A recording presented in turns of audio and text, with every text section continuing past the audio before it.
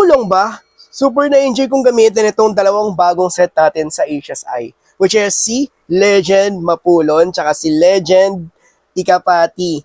Itong dalawa na to, super na-enjoy ko silang gamitin, pero mas na-enjoy ko talaga si Ikapati.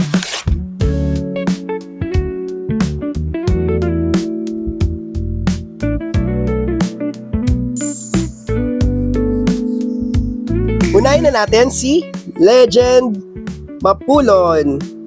So, Mapulon is inspired version sa Pilome. Mapulon is a powdery Irish perfume na ang sarap gamitin if you want to smell like a baby gentleman. You know what I mean? Ang bango talaga ni Mapulon. Like si Mapulon, powdery siya pero hindi to the point na mababahin ka. So, yung pinakamaamoy mo sa kanya is para siyang ambery na Irish fragrant. Medyo parang amoy barniz. You know the barniz? Para siyang mild na barniz together with that floral and powderiness. Super bango niya and super gentleman ang vibes niya. Si Mapulon, nakikita ko na parang ang sarap niyang gamitin during special occasion. Whenever you feel like na mag-smell something like gentleman pero hindi too matured. At the same time, masarap din siyang gamitin during school days or office settings. Pwede nyo rin siya gamitin on dates like date night or daytime date. Actually, ang bango niya. Kung na-enjoy nyo yung mga fragrance kagaya ng Diome Intense, Umo Intense, or something like powdery na gentleman vibes, guys, definitely this one is worth checking out for you. Okay, next is Legend Ikapati. Ikapati is inspired version naman sa Another 13, Another 13. Dami pang sinasabi. Out of these two, ito talagang si Ikapati yung super na-enjoy ko. Kasi yung amoy nito is a very musky na scent. Like, it is citrusy, musky. Yun yung napipick up ko sa kanya. And super mabango siya. Hindi siya yung overly na parang amoy matanda. Amoy lang nito is parang nakasuot ng clean white shirt and super malinis lang talaga yung vibes niya. May napipick up ako sa kanya na fruitiness. Kumbaga, hindi lang siya puro musk, hindi lang siya puro floral and soapy. Meron din siyang hint ng fruitiness, kagaya ng citruses, apple, and peras.